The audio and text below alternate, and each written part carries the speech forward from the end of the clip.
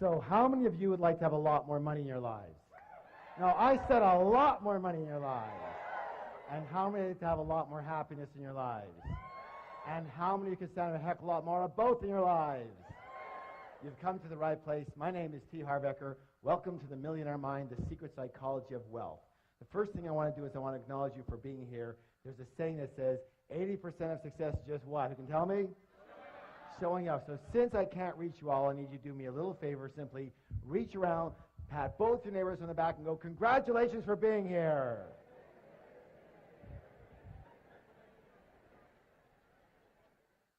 It takes a lot of courage to really have a look at your life sometimes and admit what's going on. And most of us, well, we're not the best admitters, are we? Kind of reminds you of this story about this lion who's walking along the path of the jungle. And he comes across a monkey. And he goes, hey, monkey, who's the king of the jungle? And the monkey goes, you are, sir, you are. He goes, that's right, and don't you ever forget it. Keeps walking along the path, and he comes across a snake. And he goes, hey, snake, who's the king of the jungle? The snake goes, you are, sir, you are. He goes, that's right, and don't you ever forget it. Keeps walking along the path, comes across a great big elephant. He goes, hey, elephant, who's the king of the jungle? The elephant just keeps walking. He goes, hey, elephant, who's the king of the jungle? The elephant just ignores him. The lion gets really mad, swipes the elephant on the butt, draws blood. The elephant gets angry, picks up the lion with his trunk, throws him around, fires him on the ground, stomps on his head, picks him up, throws him around, fires him on the ground, stomps on his head, picks him up, throws him against a tree, and the battered and bloody lion just lies there. Hey, you don't have to get mad just because you don't know the right answer. And you might as well laugh now because it don't get any better, okay?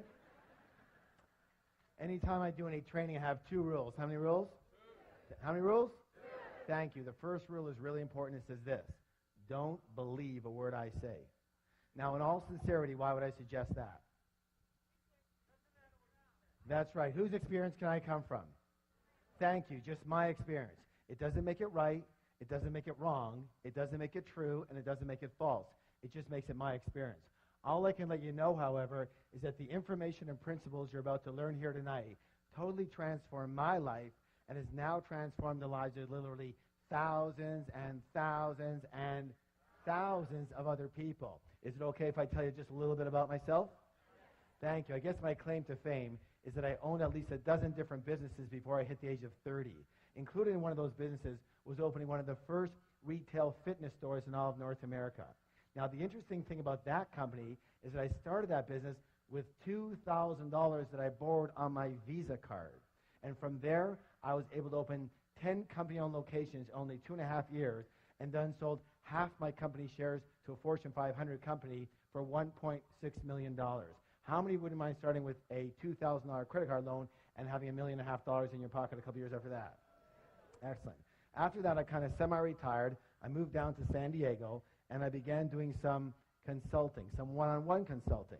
And I guess it was pretty effective for people because they started bringing friends and relatives and managers and partners, and pretty soon it was 1-on-2 and 1-on-5 and 1-on-10 and 1-on-20. And someone suggested, Harv, you might as well open up a school already. And I said, you know what? That is such a good idea. And I did. And I founded the Street Smart Business School and taught thousands of people all across North America Street Smart business strategies for high-speed success. What kind of success, please?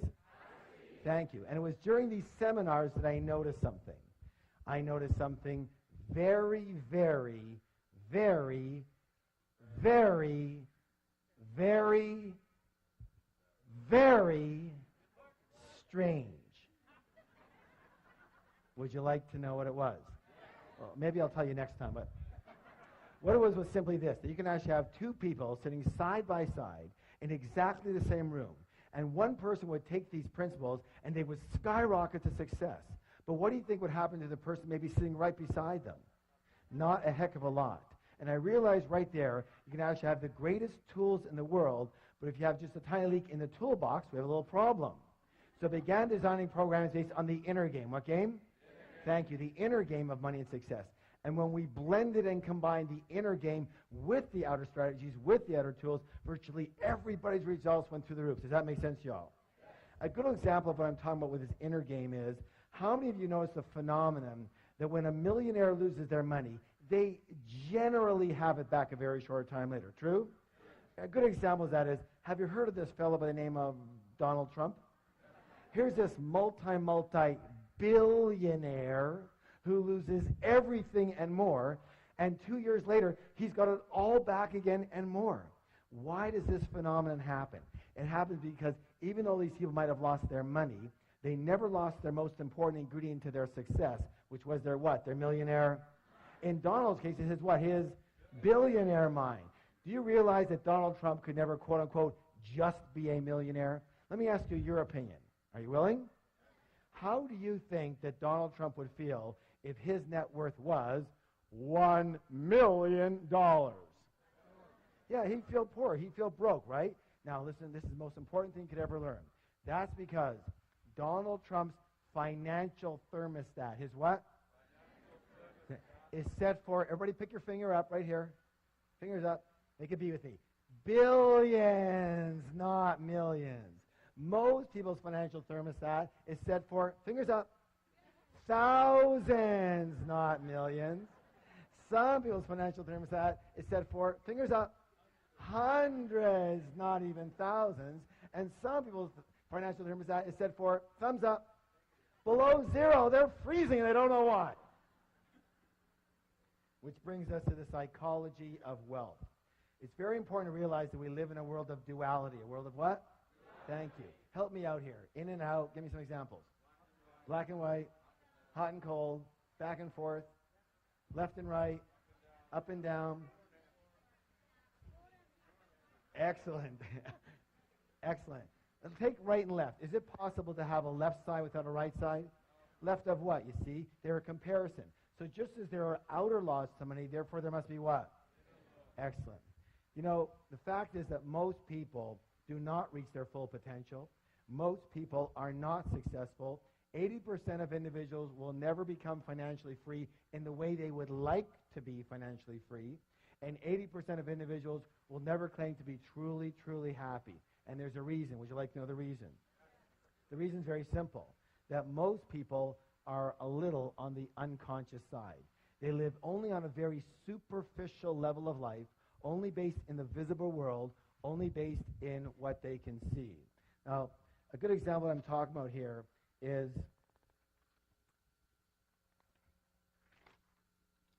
we're going to call this the tree of life. Tree of what? Life. Excellent. And on this tree grows what? Fir. Who said fir? Fruits. What's the word? Fruits. So we take a look at the fruits of our life, which are our results, right? And we don't like them. They're too small. They don't taste good. There's not enough of them, right? Well, what do we tend to do? Don't we tend to focus more and more of our energy and focus on those fruits, on those results? Yes? Except for one thing that we forgot. What is it that created those particular fruits? It's what? It's those roots that create those fruits. It's what's under the ground that creates what's above the ground. It's what's invisible that creates what's visible. True or true? Is that sometimes or all the time? Let me ask you a question. Is this the way it is in nature or not? Are you a part of nature? Then it may be the case that it might be the same with us, yes? All right, very good. So, the most important thing that I think people need to realize that they just don't seem to get taught anywhere is that we don't live in only one realm alone. We live in at least 4 different worlds at once. We live in the mental world. What world? We live in the emotional world. What world? We live in the spiritual world. What world? And absolutely we live in the physical material world. And what most people never get is that your physical material world, your results, what actually happens to you is nothing more than a printout of the other 3 areas. These are the fruits, but these are the roots that cause those fruits. This is your result, but these are your causes. Does that make sense? Yes? This is what's above the ground, but this is what's below the ground. This is what's visible, but this is what's invisible that causes what's visible. So, it boils down to this, that money in the real world, the real stuff, money, the physical reality, is nothing more than a result. It's a what? Money is a result. Wealth is a result. Health is a result. Illness is a result. Your weight is a... We live in a world of cause and Let me ask you a question. How many of you have ever heard anybody allude to the fact that a lack of money was a little bit of a problem? Anybody ever hear that? Let me say this right now. A lack of money is never, ever, ever, ever, ever a problem. It's never a problem. A lack of money is merely a symptom. What's the word? Of what's going on underneath. Lack of money is just the result. What is the root cause? Meaning that the only way to permanently, what's the word, please? Permanently change your outer world is to first change your what?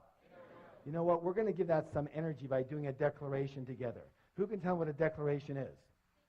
A statement that we make what? Out loud. Thank you. And, you know, why does that work? And let me just put it this. I'm not going to get into the whole situation around it, but everything is one thing. Everything is energy. What is it? Energy.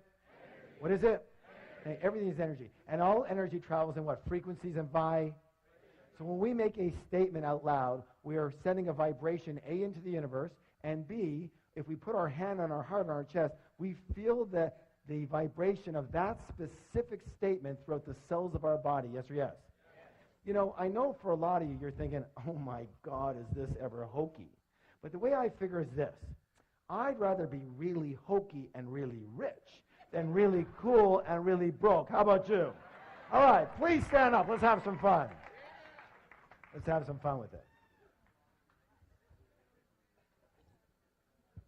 Good job. Now, here's what I want you to do. Put your hand on your chest, on your heart. Sir, your chest, not her chest. Come on, let's go. And simply repeat after me. My inner world creates my outer world. My inner world creates my outer world. Again. My inner world creates my outer world. One more time, twice as loud. My inner world creates my outer world. Now, turn to somebody, look them in the eye, give them a high five, and say, you have a millionaire mind. I wanted to share with you something called the process of manifestation. The process of what? All right, help me out here. Your thoughts, lead to your feelings, which lead to your excellent. One more time, all together. Your thoughts lead to feelings, lead to. I'm very well known for making the following statement, and the statement is even on the very back of the book that we've been talking about. And it says this. It says, give me 5 minutes with anyone, and I can predict your financial future for the rest of your life. How? Very simply. In a short conversation, I can identify what's called your money blueprint. Money what? Blueprint. Thank you. Each of us has a personal money blueprint already ingrained in our subconscious mind. And my friends, it is this blueprint, more than anything and everything else all combined, that will determine your financial life. You can know everything about business. You can know everything about marketing, about negotiations. You can be the best salesperson. You can be the best at your job. You can know everything about finances. You can know everything about stocks. You can know everything and every strategy about real estate. But if your money blueprint isn't preset for a high level of success, you will never, and I repeat, never amass a large amount of money. And if by chance you do, you will either quickly or slowly lose it. It's very simple. It boils down to that. And the good news is you can actually change your blueprint. Good? So let's talk about the blueprint so you understand it. How is your blueprint formed? The blueprint is formed specifically based on the information. The what? Thank you. The information or programming you received in the past, especially as a young child. Who are some of the primary sources of this information? Parents. Good. Who else? Teachers. Yes, religious leaders. Good. Good. Friends, grandparents. Good. Yes, media. Very good. Culture. Let's take culture. That's a good one. Isn't it true that certain cultures have a certain way of thinking and dealing with money? Yes. And other cultures have a completely different way of thinking and dealing with money? Yes. And let me ask you a question. Does the child come out of the womb doing it that way, or were they taught how to do money that way? Thank you. Put your hand on your chest. Repeat after me. I was taught how to do money. Thank you. And so was I. We were all taught how to do money. And unfortunately, most of us were taught by people who either didn't have a lot of it or who had a lot of emotional issues around it. True or true? So how are we taught? How are we conditioned? 3 primary ways. How many? 3. You guys are doing great. 3. And the first way is called verbal programming. What kind of programming, please? Thank you. That's all about what did you hear when you were young. The second one's called modeling. What's it called? Modeling. That's all about what did you see when you were young. And the third one's called specific incidents. Specific what? That's all about what did you experience around money, wealth, and rich people when you were young. Now, let's talk a little bit about verbal programming. Let me hear some of the phrases that you heard about money, wealth, success, rich people when you were young. What are some of the ones that you heard? Yes, money doesn't grow on. Yeah, what? It takes money to. What else? Money doesn't make you happy. Good. Money's the root of all. We can't. Yeah, there's never a. Rich people are greedy, criminals, crooks. Wonderful. That's perfect. That's perfect. Yeah. You can't take it with you, right? Spoken like a true spender. All right. Do you want to hear my father's favorite? Anytime I asked him for anything, he'd growl at me and go, "Hey, what am I, made of money?" I used to joke around with him. I go, "I wish. I'll take an arm, a leg. I'll take a baby finger, Dad." He never laughed once. Never once. Let me say this. All, what's the word? All. Each and every statement you heard when you were young, every one of those is lodged in your subconscious mind and part of the blueprint that is running your financial life. Let's talk about the next one, modeling. Here's an interesting one. What were your parents or guardians like in the arena of money when you were growing up? Did one or both of them manage money well, or did they mismanage money? Were they spenders, or were they savers? Were they shrewd investors, or were they non-investors? Did money come fairly easily in your household, or was it always a struggle? Let me ask you this. Was money a source of joy in your home too? Or was it a source of bitter arguments? Why are we talking about this? Because there's a saying that says this: monkey see monkey, and humans aren't far behind. So generally, we will tend to be exactly like, identical to one or a combination of both of our parents in the arena of money. Unless we're exactly the opposite. Why would someone be the opposite? That's right. It just depends on how angry you were at them or at the situation. You said, "I will never live like this again." Got it? The third way is called specific incidents. Specific what? Specific incidents. Now, the best way to talk about that is with my own life and my own wife. Her name is Rochelle, and when she was 8 years old, she would hear the clanging of the ice cream truck coming down the street, and she would run to her mom and ask her mom for a quarter, and her mom would say, "Sorry, dear, I don't have any money. Go ask Dad. Dad's got all the money." She'd run on over to Dad. She'd go get her quarter. She'd go get her ice cream. She was a happy camper. The next week, she'd hear the clang of the ice cream truck come down the street. She would run to her mom and ask her mom for a quarter, and her mom would say, "Help me out now. Sorry, dear, I don't have any money. Go ask your dad. Dad's got all the..." She'd run on over to Dad. She'd get her quarter. She'd go get her ice cream. She was a happy camper. Question! What did my wife learn about money? Yeah, first of all, that men have all the money. So when we first got married, what do you think she expected of moi? I'll tell you what, it wasn't quarters anymore. Somehow she graduated. What'd she learn about women and money? That's right, that women don't have money. Mom, the deity, didn't have any money, doesn't have money. Therefore, the way of being for a good woman to be is not to have any what? Any money. And so whenever she had money, she'd have to what? Get rid of it. And she was darn good at it too. You know, she's very exact. You give her $100, she spent $100. You give her $200, she spent $200. You give her $500, she spent $500. You give her $1,000, she spent $1,000. Then she took one of my programs. She learned all about the art of leverage. I gave her $2,000, she spent $10,000. There was only one thing we ever fought about. Can you guess what it was? Money. And it almost cost us our marriage. And all I can say is thank God that we learned about the material we're talking about now and how to completely recondition each of our own blueprints, and, this is important, create a third blueprint for the relationship. Create a third blueprint for the what? as an umbrella for the relationship. Now, I want you to know something. As many of you know, as many graduates, we have a 3-day Millionaire Mind Intensive program. And one of the things I'm proudest about that program is what we're able to do for people in relationships around money. Because I know what was hurting me more than anything and biggest pain in my life. And what people don't really get is that each of you have your own blueprint, but you're going to need a third blueprint, like an umbrella blueprint, agreements, for example, on how the relationship's going to work around money. And most of us never entered a relationship with that in place. True or true? And most of us have never looked at it like that and go, let's create an umbrella blueprint, have we? And until you do, you'll always have problems with other people around money. So all I can say is that it worked like magic, and we have never had a disagreement since. We fought every single day. Now, you would think that's an exaggeration, wouldn't you? I wish. No, some of you going, no. I wish. Every single day for 9.5 years. And we have never had a single disagreement around money since. And now it's been 11 years. Good or good? All right, give that a hand.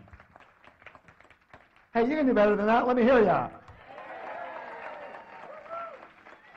So the big question, even bigger question, the big question is this. What is your current money blueprint set for? Are you preset for success, for mediocrity, or for failure around money? Are you set for struggle with money or for ease around money? Are you set for working really hard for your money? Raise your hand if you're a big hard worker. Come on, let me see it. Where are you? Good. Nothing more than a preset pattern or program. That's all that is. Or are you set for having a nice balance in your life? Are you set for having a very consistent income or an inconsistent income? You know, the up and down yo-yo effect. First you got it, then you don't. Then you got it, then you don't. Then you got it, then... Raise your hand if you know that one really good. Nothing more than a preset pattern. That's all that is. Are you set for having a very high income, a moderate income, or a low income? Do you know there's actual numbered settings? So are you set for earning, 25 to 50,000 a year, 50 to 75, 75 to 100, 100 to 200, 200 to 300, 300 to 500? Nothing more than preset patterns and programs. And are you preset for saving money? Or are you preset for spending money? Or are you set for avoiding the entire subject, if you could? Absolutely. Are you set for managing money well or for mismanaging money? For picking winning investments or picking losers? For trusting people with money or distrusting people with money? How can you tell what you're set for? Well, one of the easiest ways is what? Look at the fruits. That will tell you what the roots are set for. Let me give you an example of what I'm talking about. If the temperature in the room is 72 degrees, chances are really good the thermostat is set for how much, guys? 72. Now, here's where it gets really interesting. Now, imagine that it's really hot outside and the windows are open. Is it possible that the temperature in that room could, say, get to 77 degrees? Yes or no? But what will eventually happen? Thank you. The thermostat will kick in and drive that temperature back down to 72 degrees. Now, is it possible that because the windows are open and it's very cold outside, that the temperature in the room could, say, go to 65 degrees? But what will eventually happen? Thank you. The thermostat will kick in and drive that temperature right back to 72. Meaning that the only way to permanently, what's the word? Thank you. Permanently change the temperature in that room is to change that what? Thermostat. And the only way to permanently, what's the word? Permanently change your money life, your financial results, is to change your money what? Thermostat, otherwise known as your money blueprint. Does that make sense to you? All right, excellent. Now, who can tell me one of the simplest ways to make change? Decide one. What else? Yes, become aware of it. Good, good. Yeah, someone said marry rich. That's good. That's close. That's good. Obviously, one of the easiest ways to make a change is to model. What is it? Model people who have blueprints set for high levels of success. High levels of success, yes? And those people have a name. They're called rich people. And so one of the things we're going to do in the second part of the program here is talk just a little bit about how rich people actually think quite differently than most other people. But before we do that, we have to take a little stretch. So please stand up.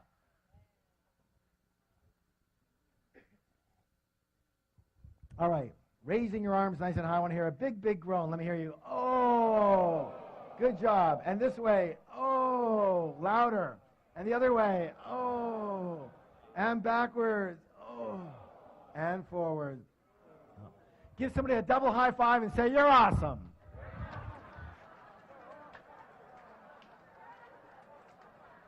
And have a seat. Have a seat. All right, let's get into some of these things that are lots of fun. So, the first way that rich people think quite differently than most poor and middle class people, and when I say poor and middle class, I mean the mentality more than necessarily the result. Of course, it depends on that, yes? All right, so let's go this one. Rich people believe what?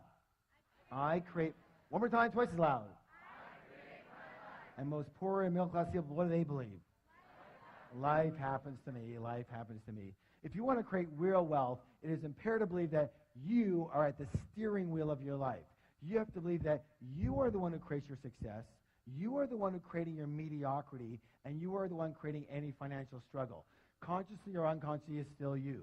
But instead of taking full responsibility for what happens to them in their life, most people, well, they play the role of the what?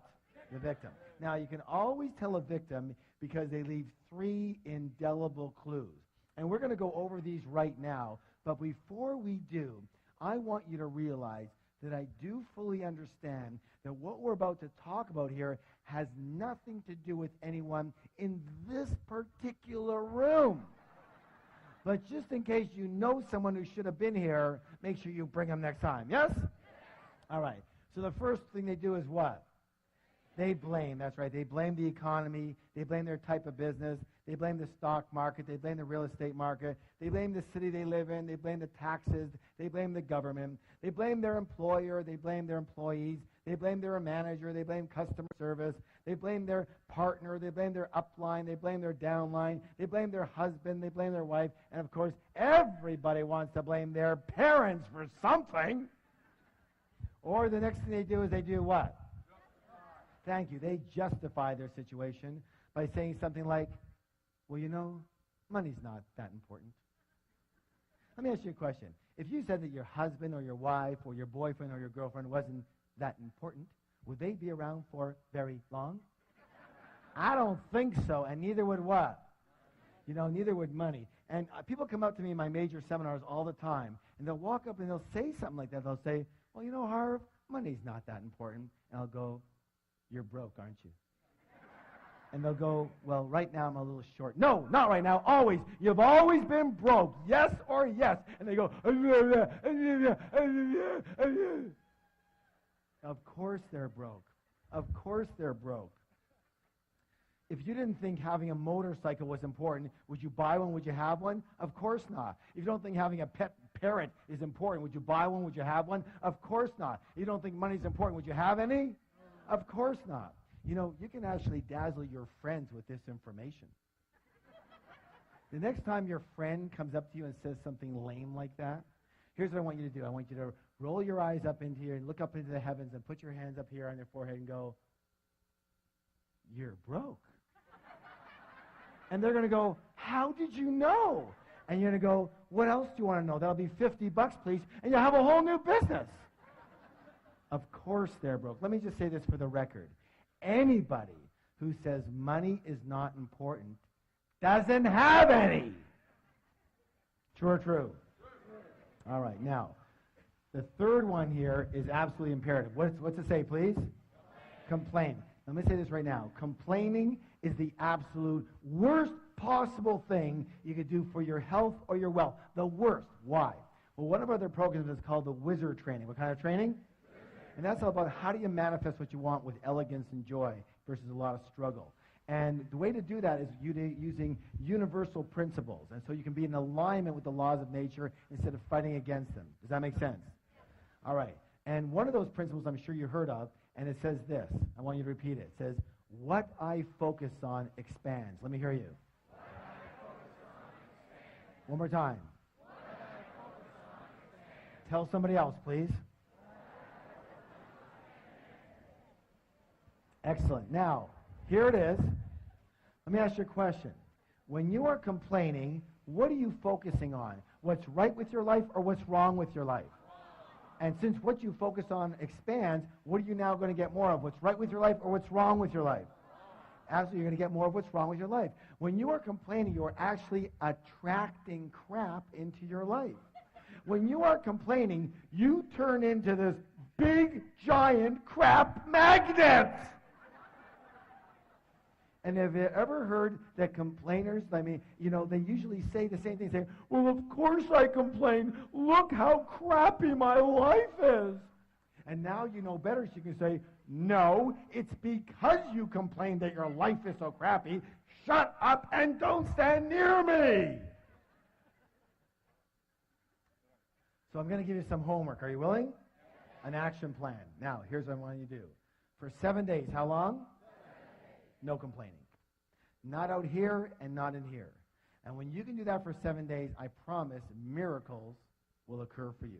And it's got to be a whole 7 days. Why?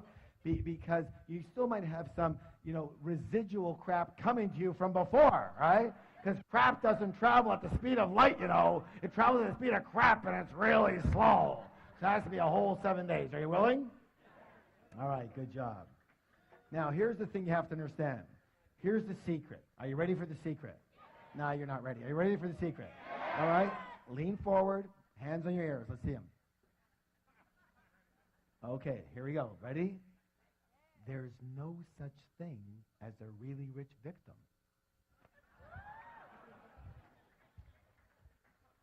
Yet being a victim definitely has its rewards, doesn't it?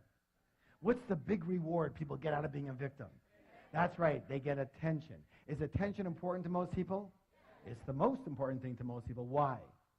Because when we were infants, we made a mistake, and a big one, almost all of us. And what we did is we equated attention with love for the purposes of survival. But they're not the same at all. Does that make any sense? And because of that mistake, most of us really don't even know about true love. We know about what's called ego love, meaning we love another person for what they do for us versus who they are, having nothing to do with us. And worse than that, we love ourselves for what we do for us. In other words, when we're good, we love ourselves. And when we're bad, we don't love ourselves. True or true? Okay? And that's the biggest problem we have with most people today. And let me say this again, that at the 3-day Millionaire Mind Intensive, and I know a lot of you have been there, one of the blessings we have is this ability to be able to disconnect those two so that you truly love another person for who they are, which means you can truly love yourself for who you are and accept yourself the way you are right this moment. Good or good? And that's another blessing that we have. And so, as I said, there's no such thing as a really rich victim. So in order to stay a victim and get their attention, these people make darn sure they never get what? Rich. So here's a choice. You have a choice. You can be a victim or you can be rich, but you can't be both. You have to choose. And let me say this right now, and I hate to be so graphic about it, but we came here to learn, yes? All right. So everybody go like this with your finger. Put it over here. Watch. Every time you blame or justify or complain, you are slitting your financial throat and your happiness throat as well. And people, well, if they want to be around you, there's something wrong with them too.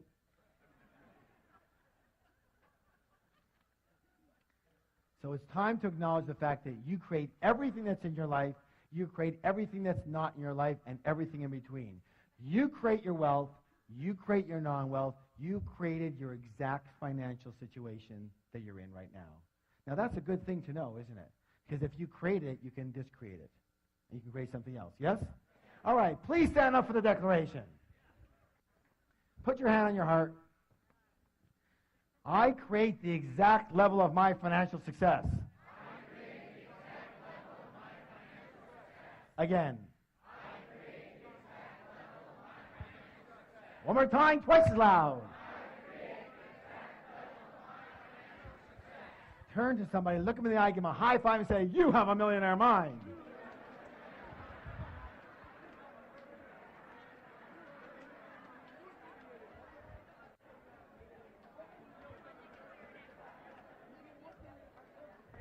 And have a seat. Good job. All right, here's another one. This is very important. Now, what do we do when something's very important that's coming up? We do a drum roll. Ready? Let's hear it. Let me hear it.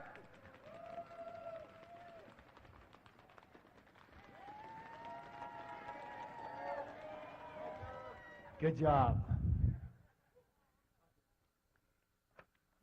Rich people play the money game to what? Win. And most poor and low-class people play what? Not to lose. Not to lose. Oh, my goodness. Most people actually play the money game on defense versus offense.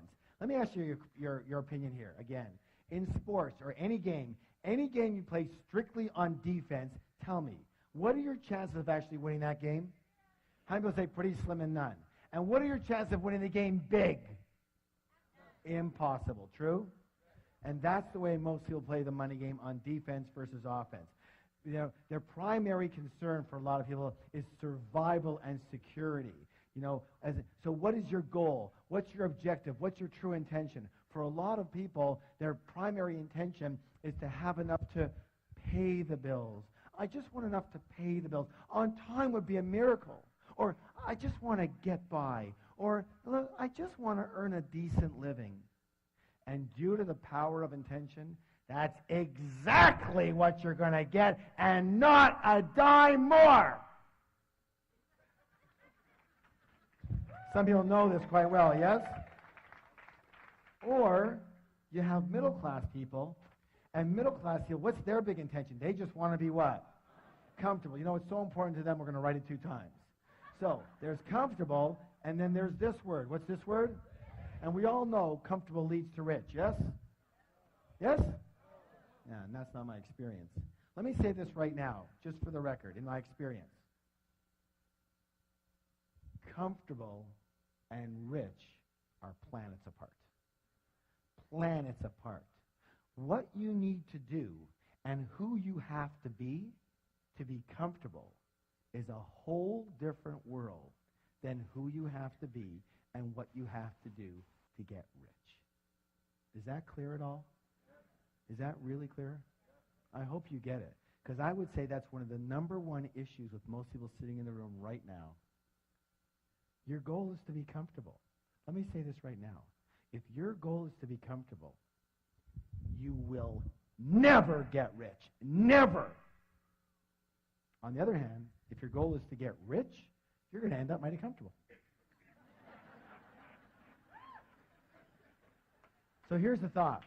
If you shoot for the stars, you're at least going to hit the moon. Most people don't even shoot for the ceiling in their house, and they wonder what the problem is. All right, here's what I want you to do. Another action. Are you willing to take the actions? All right, practice. Practice makes permanent. So tonight, when you get home, tomorrow morning, I want you, either yourself or with your team, to create a strategy. Create a what? Strategy. To help 10 times the number of people you're helping right now. Whatever business you're in, whatever job situation you're in, I want you to help 10 times as many people. Who can tell me why? Exactly, because that's how you get paid. One of the things we do in our programs is we have certain definitions. And the definition we use of a business person or even in a job is, listen closely, a person who solves problems for people at a profit or for pay. Say that with me. A person who solves problems for people for profit or for pay. Good or good? So what's your job? This is what? Solve problems. And you get paid accordingly. Meaning that if you go out there to make money, what do? But if you go out there to solve problems, and if you go out there to solve 10 times the problems you're solving now, there's a good chance you're going to get how much more money? 10 times. Does that make sense? Because that's what delivering value is all about. It's about solving. Let me put it this way. If you're not solving a problem, I guarantee you're not getting paid. People say, well, Harv, how do I make more money? Wrong question. The better question is, how do I help more people? How do I help 10 times the people? And that's going to take a little strategy. And for a lot of you, it's going to take a little more leverage, a little more systemizing, a little more being based on results versus time. Does that make any sense? Yes or yes? All right, good job. So, please stand up for the declaration. Good exercise, yes. Hands on your heart. My goal is to become a multi-millionaire and more. Let me hear you. Again. Again. And nothing less will do. Give me a high five and say, you have a millionaire mind. Question. In the last one, why did I ask you to add on and nothing less will do? Listen closely. This could be the most important words you hear all night. Are you ready? What you settle for is what you get. Let me say it again. What you settle for is what you get. If you look at your life right now, the results of your life is exactly what you've settled for. You understand what I'm saying? People walk into a job situation or business. They walk into a job and they're in a job interview and the interviewer says, "Well, what's your salary expectations?" And they go, $250,000 a year. And the guy goes, "What? This job pays $30,000. Really? So find me another job that pays me $250,000. See, if you are only willing to do what it takes to earn $250,000 a year, that's all you'll accept. And you will keep on hunting and searching and creating the strategy until you get there. But if you are willing to take $30,000 and be comfortable and get by, that's it. You're done. Does that make any sense at all? What you settle for is what you get. Say, what I settle for is what I get. Tell somebody else, please. Good job. All right, let's go to the next one here. This one here is a simple one and really short. Listen closely. Rich people always think the word what? Both. And most everybody else thinks what? Either or. Either or. As in, either I can be rich or I can be spiritual. Either I can be rich or I can be good and kind. Either I can be rich or I can be generous. Either I can be rich or I can have my health. Either I can be rich or I can have time for my family. Either I can have money or I can have love. Either or, either or. All that is called scarcity thinking. What kind of thinking? Scarcity thinking. And the answer to all of those is what? Both. Both. Listen. Listen. You're smart enough. You're intelligent enough.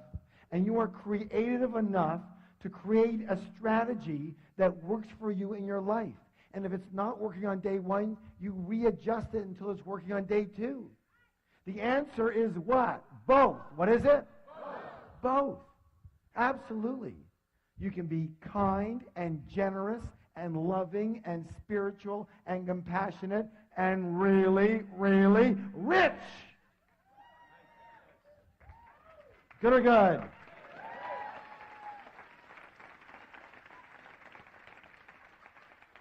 Let me ask you a question. How many of you ever heard the saying, you can't have your cake and eat it too? Just for my money, that is the absolute stupidest saying I've ever heard in my whole life.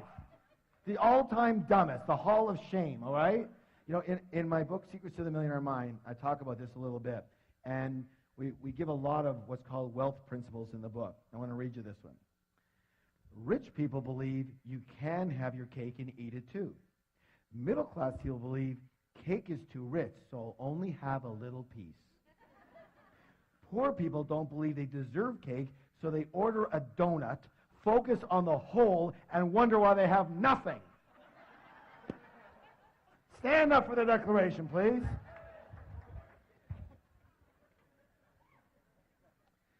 It goes like this. I can be kind, generous, and loving and still be really, really rich.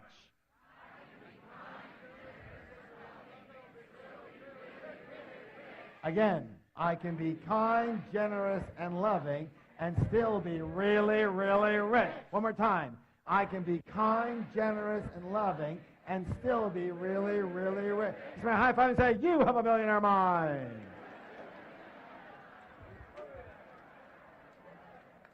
All right, good job, guys. Excellent work. This one here is such an insidious one. It's like something in the back of most people's mind, but they never will say it out loud. And it's one of the biggest blockers of all the blockages of wealth. Are you ready? Yes. Rich and successful people admire and model. What's the two words? Admire. Other rich and successful people. And what do most everybody else do? They resent the heck out of them, yes or yes? Most poor and middle class people often look at other people's success with resentment or jealousy or envy, or they snip, they're so lucky, or they whisper naughty things under their breath.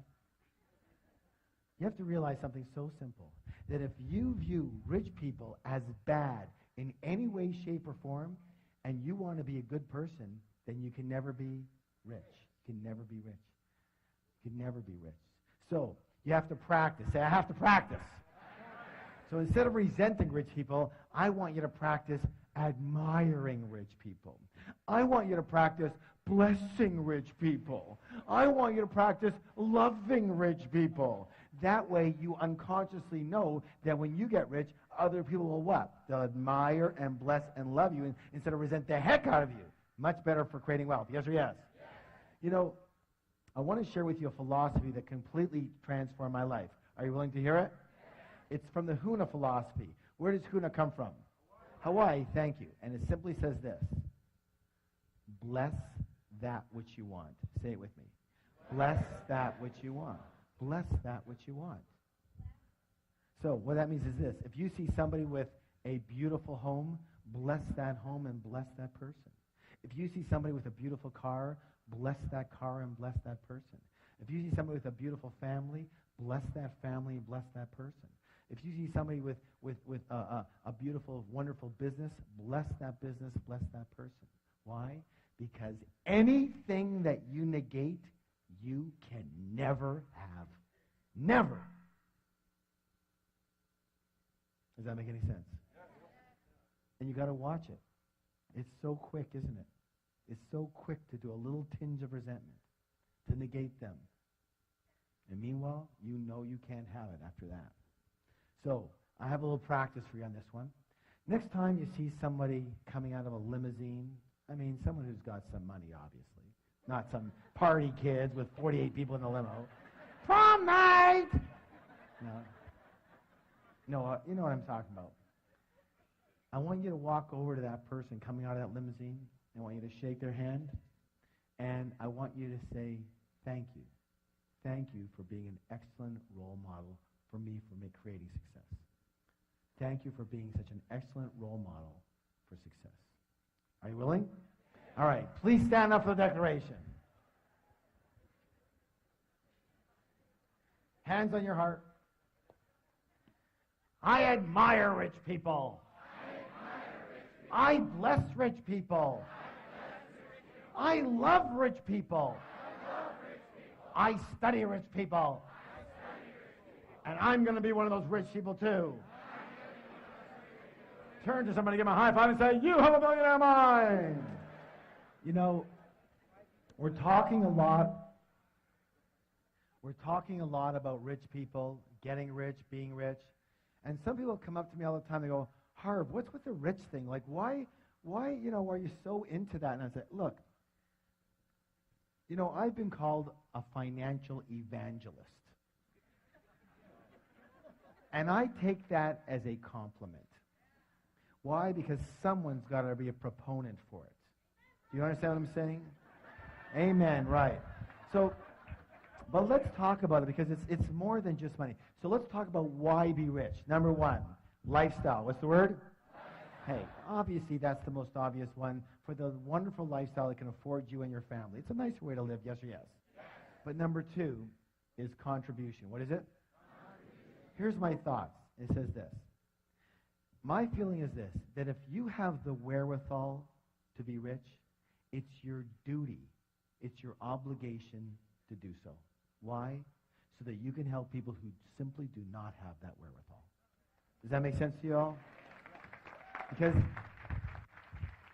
and I'll say this, that if you're in this room, you probably have the wherewithal. Especially you self-selected yourself to be here. If you're hearing this message, you selected yourself to be that. You understand? And here's where I came up with that, like very specifically, a good example.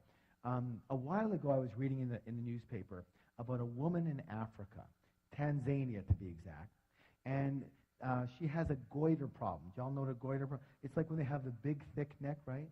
And it's a thyroid problem. And you know that problem can be completely alleviated with a 10-minute surgery, 10-minute operation, and it's gone. In Tanzania, they have a decent medical system, but it's a pay-for-play deal. In other words, you pay for your doctor or your hospitalization or whatever.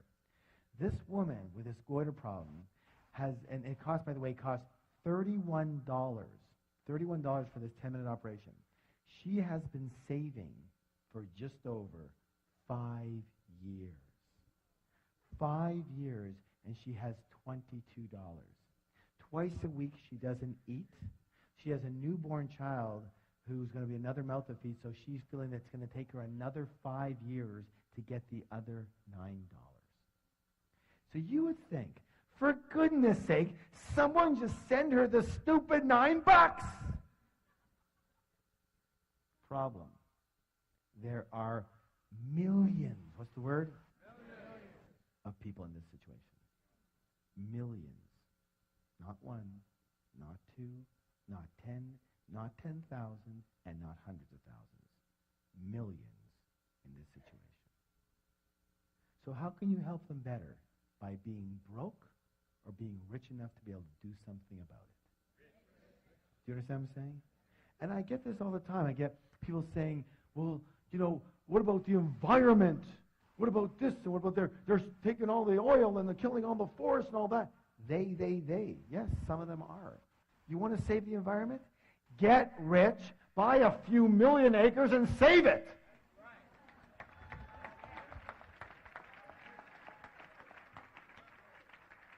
You're going to have some power and control over your land. Do you understand what I'm saying? Yes or no? Yes. Take responsibility is what I want to say on that. Okay, this one over here, one more here. This is critical. The third reason is for what? Who you have to become in order to create wealth. In other words, who do you have to be in character, in virtue, in traits? How big do you have to be to get rich versus, being broke? And there's certain characteristics that it takes to be incredibly successful. Because what creates success? And isn't it one of the things being one of the best in your field? Yes or no? Yes or no? Absolutely. Who do you have to be? What do you have to know? Who do you have to be in character to be the best at what you do in order to get paid the most? Does that make sense to you? So who do you have to become? It's a learning process. And that brings us to the next way that rich people actually think quite differently and are quite different than most other. Rich people are what? Bigger than their problems. What is it? Bigger than their problems. And most other people are what? Smaller than their problems. Smaller. And the secret, guys, I want you to hear something right now. If you will just understand and take action on this one right here, I promise you, mano a mano, heart to heart, your life will just skyrocket. It will go to a whole other level, and you'll see why in a moment. Are you ready? Yes. Listen closely. The secret to success, my friends, is not to try and avoid or get rid of your problems. The secret to success is to grow yourself so you are bigger than any problem. So we got the size of you, and we got the size of your problem. And let's do a little scale here. So here we are. Here's you and here's your problem. And we are dealing with, say, a level 5 problem. But you happen to be a level 2 person. Question, is that a big problem or a little problem? That's a big problem, right? But let's say you grow yourself to, say, be a level 8 person. Same problem. Big problem, little problem. Little problem. Now let's say you work with us and you grow yourself to be, say, a level 10 person. Big problem, little problem. No problem. It doesn't even exist in the realm of your mind as a problem. You don't see it as a problem. It's just something to take care of, yes or no? Let's test this out. How many of you have ever been in a conversation with somebody who's talking about their problem, and you go to them and you go, I don't see the problem here. Raise your hand if you ever had that happen. Everyone's had that happen. Everyone. Because at that point in time, they are smaller than their problem. So it's not about the size of the problem, it's about the size of you. There's always going to be problems, yes or yes? There's so many times in this business, and I'm sure in your business, but when you get to a higher and higher level, you know, the responsibilities become greater. The amount of money invested becomes more. You have, you know, we have 140 employees. You know, there are staff people. There's, you know, huge overheads and lots and lots of what? Quote unquote problems. And my wife says to me all the time, Harv, why did you choose such a hard business? And I go, it's not about the business. It's about me. Because if I can't handle the problems here, you think I can handle the problems there? Because problems are going to be with you all the time. True or true? And running away from them or playing small because you don't want any problems, that's crazy. Let's face it. We're going to have quote-unquote problems. But the size of those quote-unquote problems will depend on the size of us, not the problem. Raise your hand if you've ever felt like, I don't want to get into the big leagues because there's so many problems there. I just want to have a nice, simple life. Raise your hand. Be honest. Come on. More than half of you in here. How's it working so far? You still have the problems, but you're broke. That's the biggest problem of all. True or true? I figure it this way. If I'm going to have problems, I might as well get rich.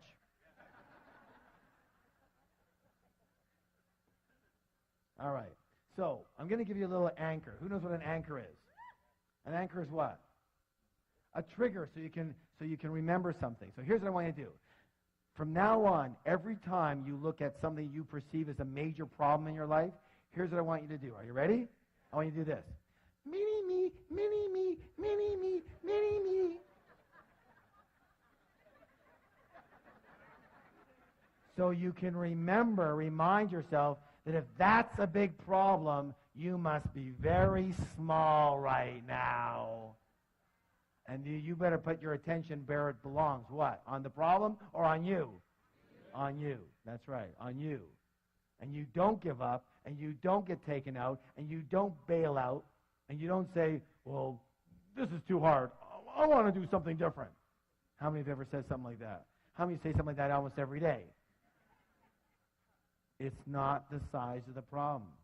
Have you heard the saying, fortunately or unfortunately, you take yourself with you wherever you go?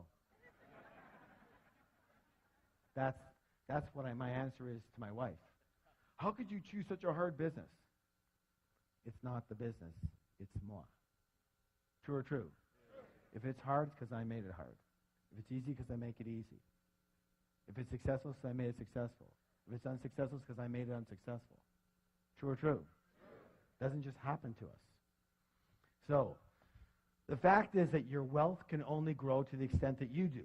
So the goal is to grow yourself so you can handle any problems that get in your way of creating wealth, and just as importantly, keeping your wealth once you've got it. And who knew that would be an issue?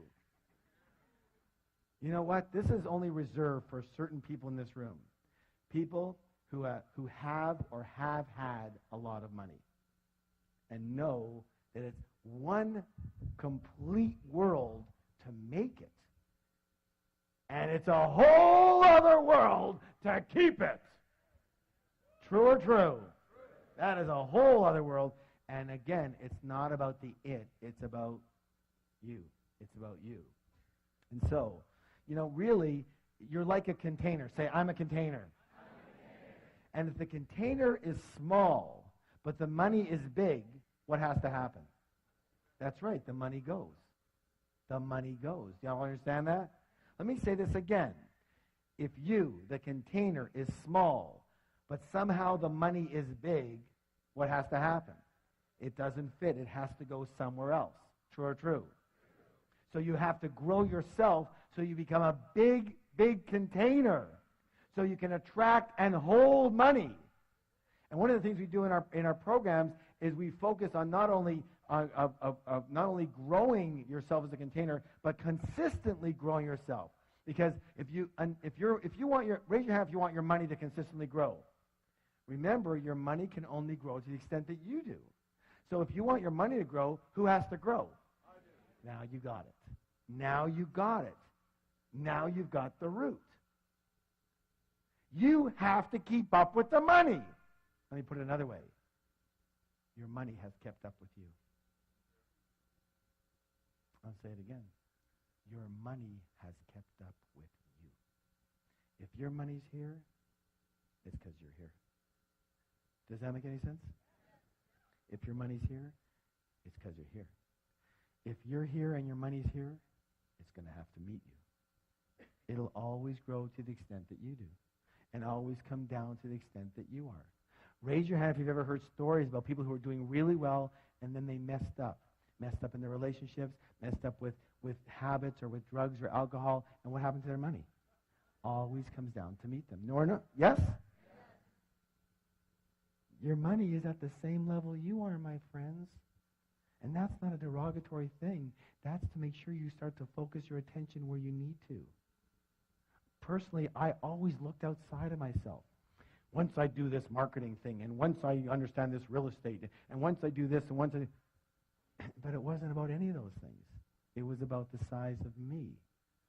Was I able to attract and hold and grow the money? True or true? I hope you get it.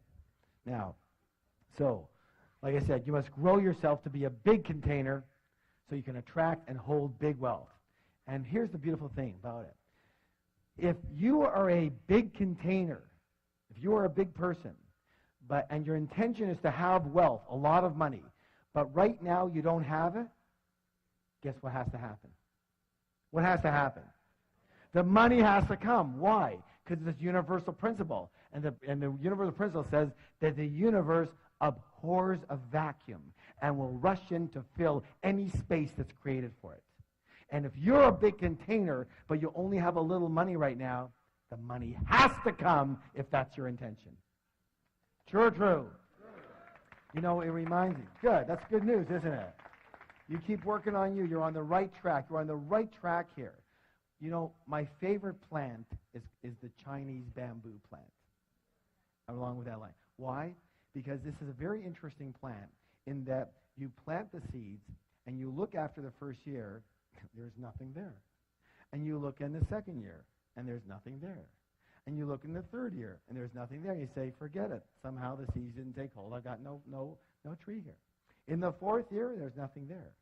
But in the fifth year, all of a sudden you see a little sprout. And then listen to this. In 6 weeks, how long? 6 weeks. That plant can grow to 90 feet. 90 feet in 6 weeks. How could that be possible? Because what was it doing for 5 whole years? Growing its roots. Like you guys. Growing its roots. So that when it does pop, it can withstand that incredible growth. What would happen if it didn't grow those roots so deep and thick? The first big wind that comes, it's gone. How many people know people that that's happened to? Because the roots weren't dug deep enough. Do you understand? Give someone a high five and say, you're on the right track.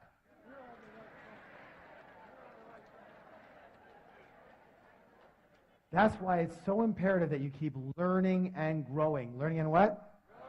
Because listen closely. This is very important. Because if you're not growing, you're automatically what? Dying. I'm going to say it again. If you're not growing, you're what? Dying. If you're not sure that that's a scientific fact. I'm not a scientist, but ask any scientist and any person who's involved in physics. Raise your hand if you have a plant or flower at home. If your plant's not growing, what's it doing? It's dying. Any living organism, same with us. And that's why I have a message for all you guys and all you gals who are a little, say, semi-retired or retired or a little older and going, there's nothing left to do. Just kind of play around, and that's okay. But guess what? You're going down. You're going down. If you're not growing, you're what? Dying. That's why being comfortable sucks. That's why it sucks. Because you can't stay comfortable. You can't stay stagnant. You're either going up or down. It's a dynamic universe. Yes or yes? So forget comfortable. You keep on growing. Well, I don't want to kill myself. What does that mean? I don't want to kill myself. What do you think? To grow, you have to kill yourself?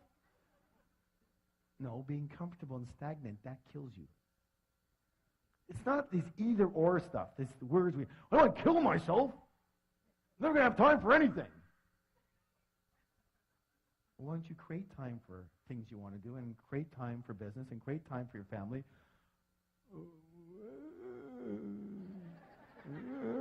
I don't know how to do that. Good. Then you learn. You learn how to do that. Good or good? That's one of the other things, too. I talk about exploding money myths. People say, well, I'm incompetent with money. I just can't handle money. I'm not good with money. That's your reason? Well, I'm not a good piano player. But if I wanted to play piano, I'd what? Learn. Hello. We don't come out of the womb doing money. Most of us got taught. But what about taking the responsibility and accountability and going out there and learning it? Learning the field you need to learn. Learning the investments you need to learn. Learning how to do money. When people are at my seminar and they go, I'm incompetent with money. I'm just not good at it. And that's their reason? It's crazy. Learn how to do it. Good or good? Listen, no excuses. No excuses, no reasons. In our Enlightened Warrior Training Camp, we have a flip chart that says reasons or results. And the big one is what? Or. Reasons or results. You cannot have both. If you have a reason, you know you didn't get the result. True or true? So, the result is rich. Yes? And everything else is your story.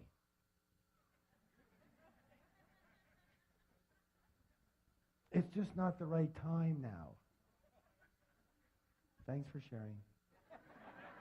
That's great. You're broke. All right. Please stand up for the declaration. Hands on your heart. I am bigger than any problem. I can handle any problem. Nothing will stop me from creating wealth. Turn to somebody, give them a high five and say, you have a millionaire mind. All right, this one is really, really important. Recall the process of manifestation. Say it with me. Your thoughts lead to your feelings, lead to actions, lead to results. Which one is the highlighted one? Action. How many people agree to succeed in the real world, you have to take what? Let's see if that's true. Why is that? Thoughts and feelings, are they part of the inner world or part of the outer world? Inner world, thank you. Results, part of the inner world or part of the outer world? Outer world. And therefore, action becomes the what? The bridge between the inner world and the outer world. Do you understand? So, you can think all you want about wealth and success. You can meditate. Listen, I've meditated for 25 years. But I've never been meditating there and had a bag of money drop on my head. I'm one of these unfortunate souls that actually has to do something in the real world to get any of the stuff. A lot of people are very kind and generous and wonderful, well-intentioned people. They just don't do anything. Or they don't do anything at a high enough level or take enough massive action to get anything done. They just talk about it, they think about it, they meditate it, but nothing actually happens in the physical world. And if you want physical money, you'll need to transfer into the physical realm from the mental, emotional, spiritual sides. And the way to transfer from those three invisible to the visible, from under the ground to above the ground, into the physical realm is through the process of action. True or true? That's why action is absolutely critical. Now, if that's true, what prevents us from taking the action we know we need to be taking? Fear. Thank you. How many people agree that fear and doubt and worry are among our greatest obstacles, not only to success, but to happiness as well? Excellent. And therefore, one of the biggest differences between rich people and most other people is that rich people are willing to do this. What's it say? One of the other programs we teach is called the Enlightened Warrior Training. And it says that the true warrior can tame the cobra of fear. What's the key word? Tame. It doesn't say kill the cobra. It doesn't say get rid of the cobra. It doesn't say run away from the cobra. It says what? Tame the cobra of fear. Let me say this right now. My friends, listen closely. Listen closely. Are you listening? It is not necessary to try and get rid of fear in order to succeed. Rich and successful people have fear. Rich and successful people have doubts. Rich and successful people have worries. They just don't let those feelings stop them and take them out. Unsuccessful people have exactly the same feelings, but they let those feelings stop them, paralyze them into thinking, oh my God, what will happen? And they're done. True or true? A lot of people believe that rich people don't have fear. That's ridiculous. Ridiculous. So, how many people agree we're creatures of habit? Yes? And therefore the secret is to practice. What's the word? Practice acting in spite of fear. Practice acting in spite of doubt. Practice acting in spite of worry. Practice acting in spite of inconvenience. Inconvenience. If your life is about convenience, you'll never be rich. Let me say this right now. It's not always convenient to do what it takes to get rich. And practice acting in spite of discomfort. It's the same thing, as I said earlier. I'm going to challenge you right now, as I do with all of my students. Are you willing? Are you willing? I want you to find uncomfortable situations and move into them. I want you to look for uncomfortable situations and get involved in them. And when something becomes uncomfortable for you, that's when you go into it. You understand that? Why? Because, let me ask you a question. We talked about it earlier. When you're comfortable, you're in what zone? You're in your what? Your comfort zone. And in your comfort zone, are you growing or dying? You're going down. So you've got to get uncomfortable. Until you're uncomfortable, you're not growing. Are you willing? So the only time you're growing is when you're uncomfortable. Say, the only time I'm growing is when I'm uncomfortable. Pat someone in the back and go, you're growing, man, you're growing. You can always tell rich people, you can always tell middle class people, you can almost always tell broke people by the actions they're willing to take and not take. How much comfort or convenience runs their life. You know, one of the things we talk about is that at the end of our programs, usually we talk about the 3-day Millionaire Mind Intensive. And very often someone will stand up and say something like, they'll say, well, you know, it's not being held in the city that we're in right now, and I'd have to, like, take a flight and fly for 4 hours and, you know, get a hotel and you know, this and that, and it's just so inconvenient. And I have 2 words. You're broke. You're broke. You have to be broke. If a 4-hour drive or a 4-hour flight or a 4-day flight is going to stop you from doing whatever it takes you have to do to succeed, then what else will stop you? Here's the easy answer. Anything. Anything will stop you. Why? Because you are a person that will be stopped. Now, you choose. Either you are a person that will be stopped, or you are a person that will not be stopped. One or the other. And here's the thing. You have to train yourself to not be stopped. It's a practice. You have to train yourself to not be stopped. Because it's easy to be stopped. And most of us were unstoppable at one point, and then day 2 of our lives happened. And we got taught. We got what? To stop. For our safety, supposedly. But we generalized it to everything. True or true? Look, you can throw my philosophy right out, but here's my philosophy. If it isn't going to kill you physically, do it.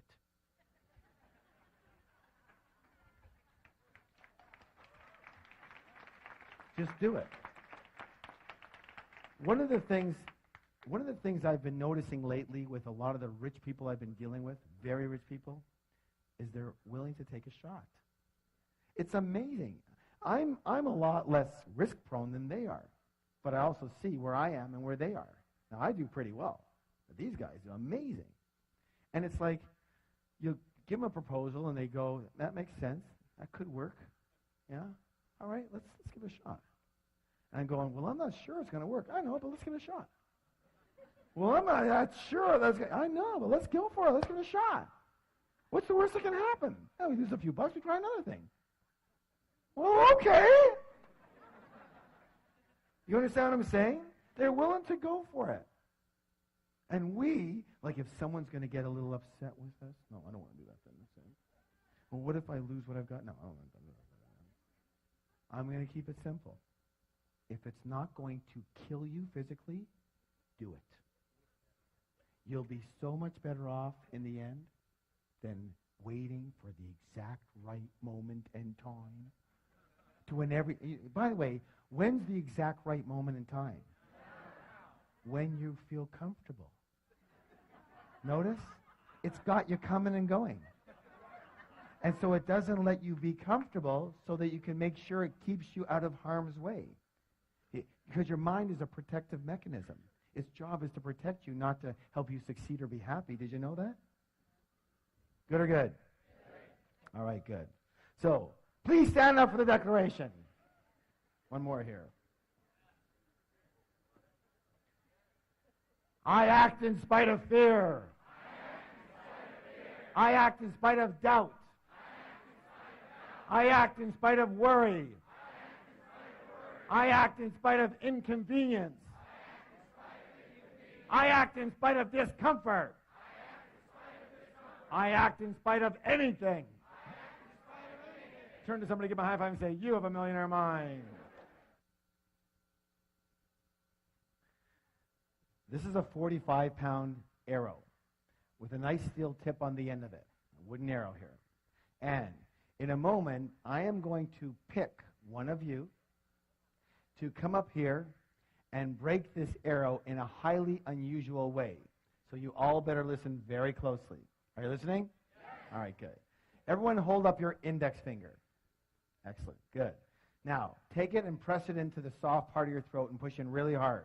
If you start to gag and choke, you've got the right spot. That's where you'll be breaking the arrow. Now, the arrow break is a metaphor. What is it? It's a metaphor, symbolizing breaking through an obstacle that's happening in your life. So let me show you what this is going to look like. Michelle, if you can come up here, that'd be awesome. What this is going to look like.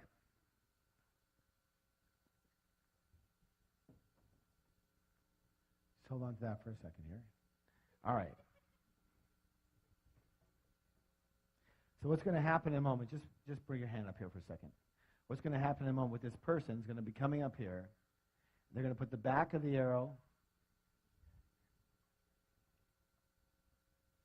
into the glove and the steel tip point into their throat like that, okay? And then when they're ready, or if they're not ready, They're going to walk into the arrow and hopefully break the arrow before it impales them. What? Hopefully. Hey, we have a very good track record. We're up to like 65% now. That's a passing grade, you know. All right. Now, a few rules. Rule number 1. When you're up here, you absolutely must keep your mouth closed when you're doing this. Who can tell me why? That's right, splinters. And by the way, we didn't always know that. Rule number 2. You're going to be covering your eyes with goggles, okay? There's another set over here for you. And rule number 3, walk directly into the arrow, straight on. Do not twist to the side. Because if you twist to the side, what can happen is it can get caught in this artery right here and pull the artery right out, and it looks really funny when you have this artery sticking out of your neck like this, and you can't even go to the doctor. Like, what are you going to say? It's like, what happened? You don't want to know, okay? So you're not going to believe it. All right.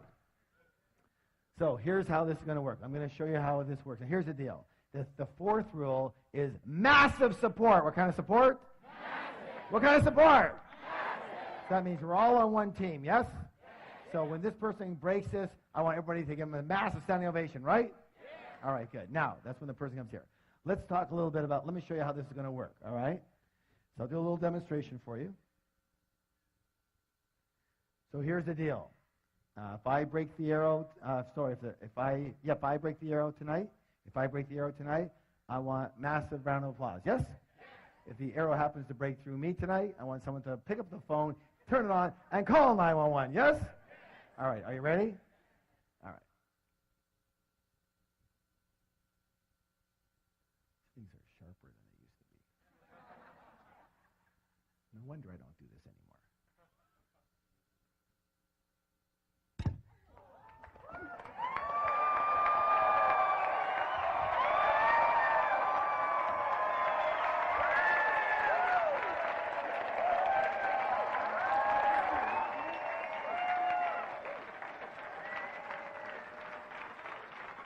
Thank you. Excellent. Have a seat. Oh my gosh, look what I found. A steel arrow.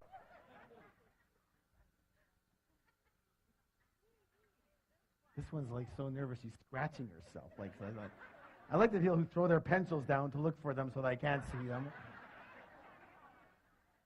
Who's never done anything like this, but has something, hold on, as I said, hold on. This is a metaphor. A metaphor means it's something that you are trying to break through tonight. Never done anything, would be scared to death to do this. Would be totally scared. Doesn't look too scared to me. Are you? Okay, come on up here. Give a round of applause. Okay. What's your name? Nicole, okay. Yeah, the first thing we have to do, Nicole, is take care of some legal work. Here you go. There you go. So you're going to sign a release form. Yeah, seriously. Are you kidding me? So print your name over here. It basically says that we accept no responsibility for your death or injury. Okay. And the date today is what? Okay.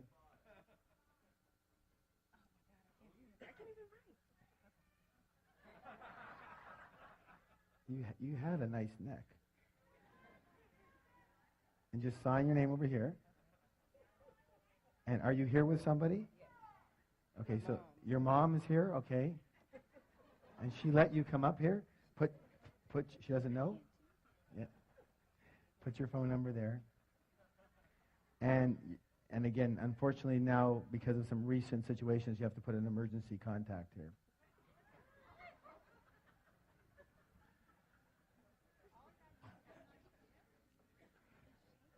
Now, remember what we said about support, right? Okay. Now, here's the deal. Okay, you're doing great. Perfect. Good. Now, hold on to this. And here's how this is going to work. Just wait for a second here. Now, remember I said that the arrow break is a metaphor. What is it? So it represents something that you want to break through in your life, a belief or a habit or a fear or a way of being that hasn't been working for you, right? Now, so your name was what? Nicole. Nicole is going to represent all of us, everybody, yes? All right. So here's how this is going to work. So she's breaking for you right now. This is what we're going to frame this. She's breaking for you right now, And so I want everybody to close their eyes. Everybody looking at this, watching it, hearing it, close your eyes. And I want you to determine what is it that you want this arrow break to mean for you. What does it represent? What does it symbolize you breaking through in your life? What specific fear or doubt or concern or belief or habit or way of being or situation does it mean you breaking through as a metaphor in your life? And come up with one. And the same with you, Nicole.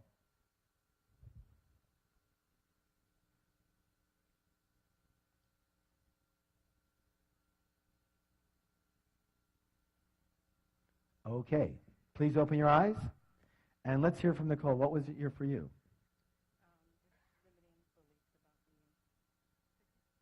So limited, be as specific as possible. What is it specifically? Basically that men have the money and women don't. Excellent. That's so what she said. Can I share it? That men have the money and women don't. And that's a belief that a lot of people carry. Yes? Yeah. Men carry that too.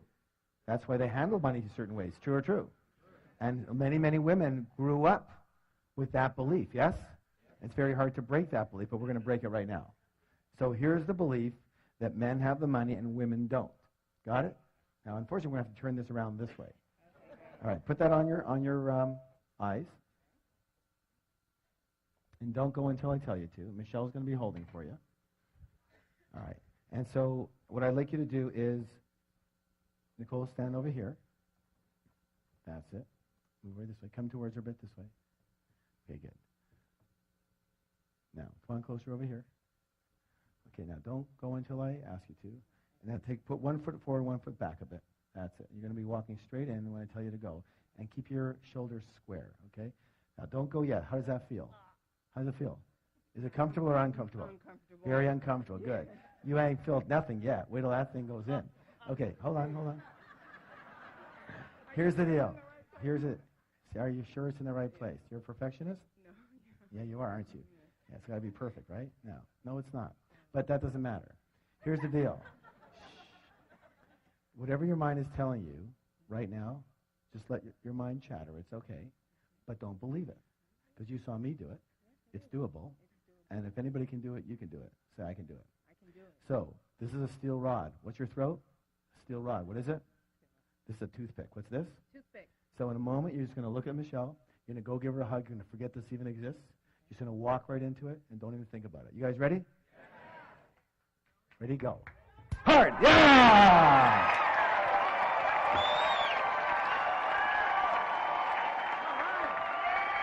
Yeah, girl.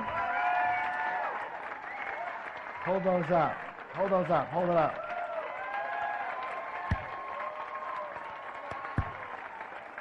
Way to go. Now, stay here for a second. Stay here for a second.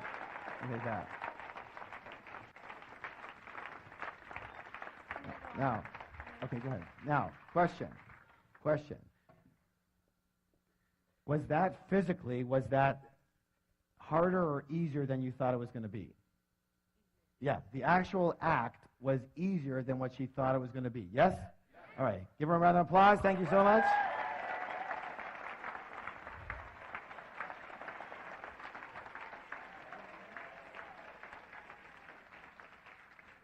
Let me talk about your mind right now. Remember, she said it's easier than she thought it was going to be. And let me say this right now. I'm going to guarantee that 99.999% of all the things you think that you can't do, that are going to be way too hard, too many problems, are easier than you think they're going to be.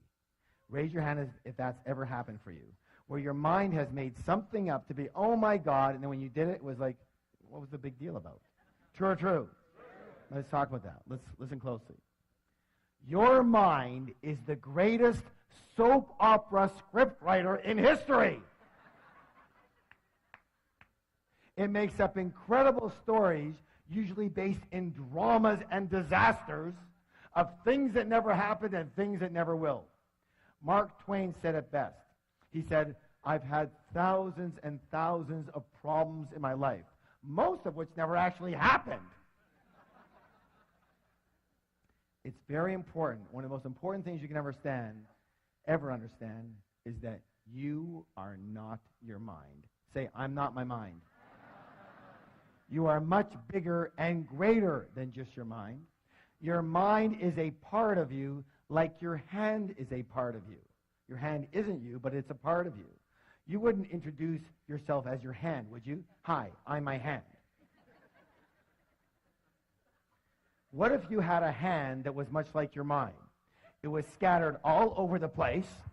It was constantly beating you up. And it never shut up. Yada, yada, yada, yada, yada, yada, yada. In the car, yada, yada, yada, yada. In the shower, yada, yada, yada, yada, yada, yada. What would you do if you had a hand like that? Cut it off. No. It's a very powerful thing. What would you do with it? That's right. You learn to want to control it. You learn to train it. You learn to manage it. True or true? And that's the critical piece. Training and managing your own mind is the most important skill a human being could ever own. Do you understand this? I'm saying it again. Training and managing your own mind, that voice that you so believe, is the most important skill you could possibly own. For with that skill, you truly will be successful. And you truly can be happy. Do you understand this? Because I'm going to say this right now, and a lot of them are going to shoot me for it. But there's only one thing that can stop you. The voice. Not yourself. The voice. The voice. That you've bought into that that's who you are. That voice is not you. It's simply a part of you. That it's the protective mechanism part of you. Its job is to protect you. It's like the sentry on a ship. It's not there to be the social coordinator, the success coordinator, the happiness coordinator. That's not its job. Your mind is a survival mechanism, and its primary purpose is to protect you, which means to keep you where you are. It's like an overworried mother. It's doing its job way too well, but we buy into it. What would your life be like if you had an overworried mother constantly ragging on you? No, no, no, no, no. What would your life be like? You would be so contracted and small, you'd never do anything. True or true? True. Yet to an extent, we're all like that. We're listening. We're buying the voice of protection when there's no need to do it. That voice is not who you are. You are much bigger than that. When Nicole came up here, she was shaking. She couldn't even, that's what what was her mind telling her? Oh, what did I get myself into? Why did I do this? You're so stupid, Nicole. Why do you? Well, maybe she didn't say quite that, but something like that. And then she's doing it, and we're pushing it, and she goes, oh, my God, like this is way harder than I thought. And her mind's going, blah, blah, blah, blah, blah, blah. And then she goes, boop, no problem. And isn't that the way it is? Yes or yes? So let me say this right now. In my book, Secrets of the Millionaire Mind, the final wealth file, number 17, says this.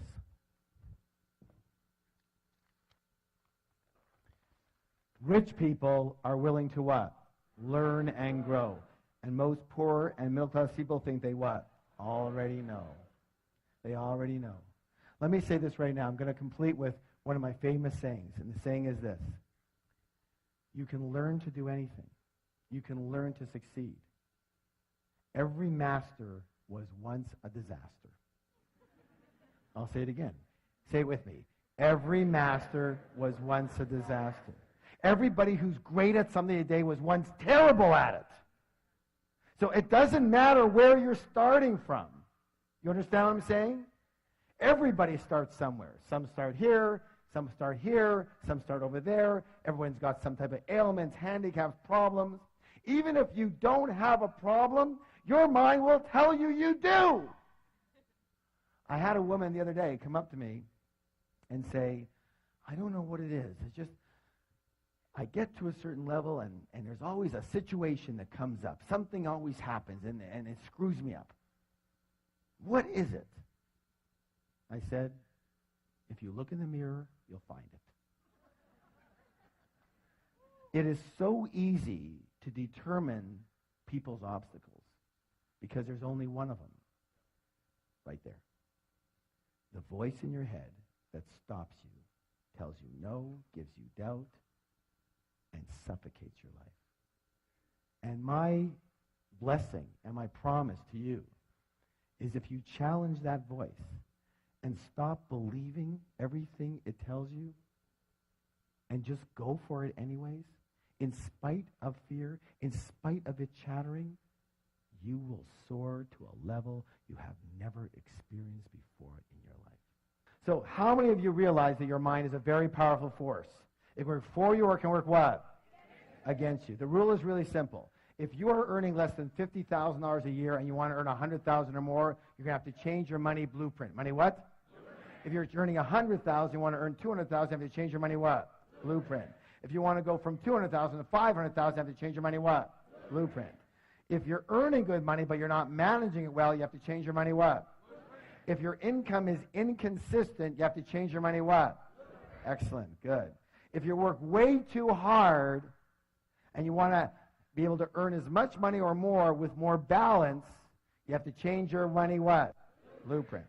If your investments aren't zooming, you have to change your money what? If your business isn't booming, that's a result. You have to change your money what? If you have money and you want to make sure you keep it and you grow it, you have to change your money what? Excellent. And unfortunately, your current money blueprint will tend to stay with you for the rest of your life unless you identify it and you change it. And that's exactly what we do in an extraordinary 3-day program called the Millionaire Mind Intensive. It's changed the lives of thousands and thousands and thousands of people all over the world. And if it's okay with you, I'd like to tell you just a little bit about it and give you 2 critical principles. Fair enough? All right, listen closely. The first part is called winning the money game. What's it called? There are proven strategies for creating fast financial freedom, and you have to know them. Millionaire Mind Intensive, you're going to learn exactly how rich people play the money game so you can do what? Model exactly what they do. Let me ask you a question. If you had a parent, let's say a father, for example, that when you grew up, your parents were extremely rich. But not only were they rich financially, they were rich emotionally, spiritually, they were kind and loving, and they taught you the ropes of how to do money. How many of you think you could be doing a lot better right now? Exactly. Exactly. And that's what you're going to be able to do. Rich people have a very specific way of playing the money game, and you're going to learn to do exactly what they do. And this includes learning how to create massive amounts of passive income. Raise your hand if you believe passive income is important. Someone tell me why. What's the word? Freedom. Thank you. Freedom. What's the word? Freedom. Without passive income, you can never be what? Free. Now, here's where it gets interesting. This is why almost all the other trainers out there send their students to us. Did you know that just about everyone is programmed not to earn passive income? Not to earn it. Programmed not to earn it. You're not sure? Maybe we should test this out. Let me ask you a question. When you were 12, 13, 14, 15, 16 years old, and you needed money, what did your parents say to you? Did they say, well, then go out there and earn some passive income? Did they say that? What did they do? Go to work. Go get a... And that's exactly what we did. We went to work. And we learned. What's the word? We learned that we work for money. We learned to have money, you must what? Raise your hand if you were taught that. Everybody was taught that. Yeah, and hard, too, for a lot of you. But money comes from work, yes or no? And so that's the dendrite. That's the neurological pathway. That's the path of least resistance in your brain. And it's unnatural and completely unfamiliar and discomfortable for your brain to know passive income. It doesn't work for it.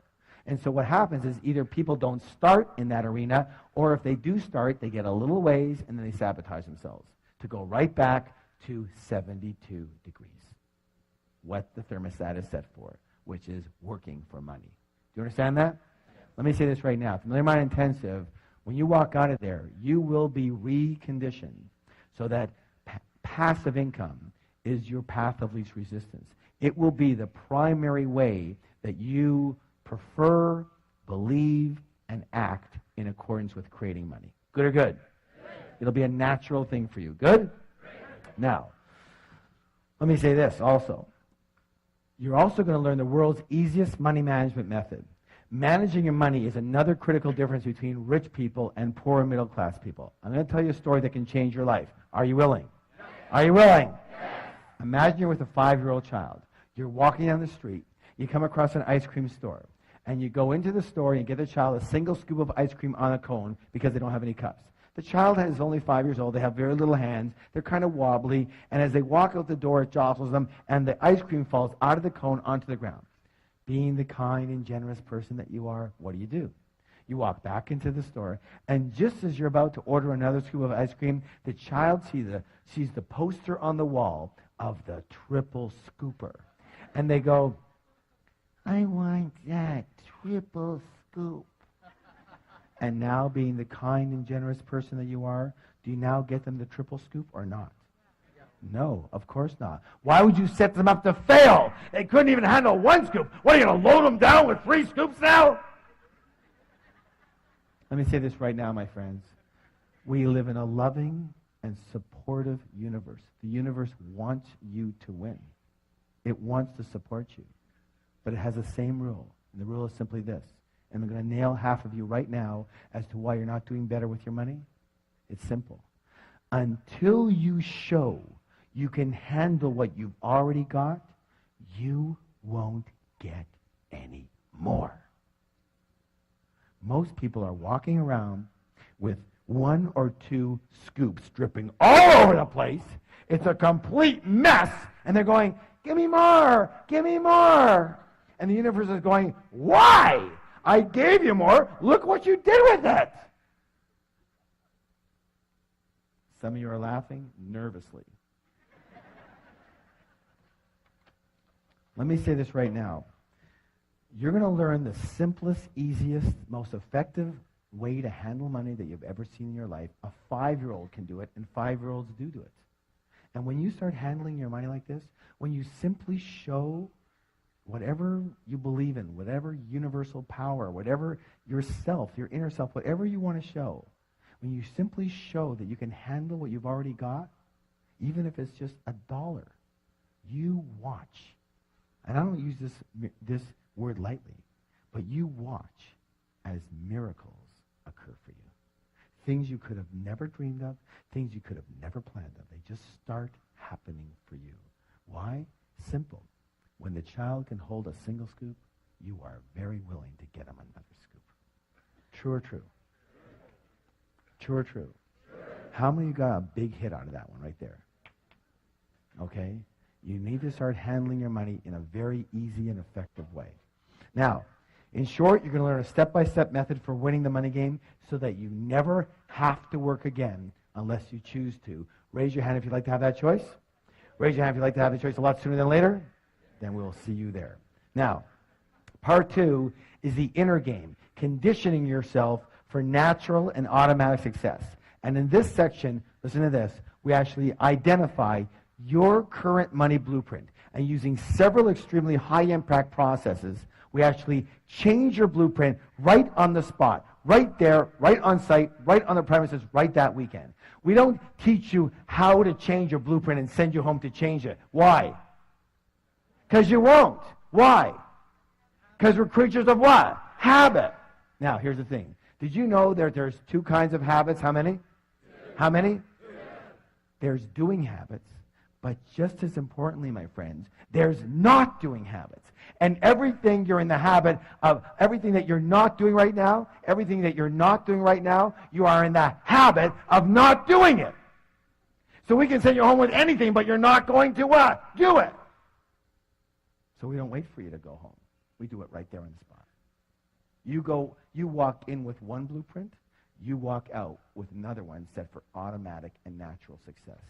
People ask me all the time, they say, Harv, do you have the Midas touch? And what do I answer? I go, no. I have a blueprint set for success, just like all of you can have. I look so forward to seeing you again soon. I hope I've served you in some way. Thank you so much.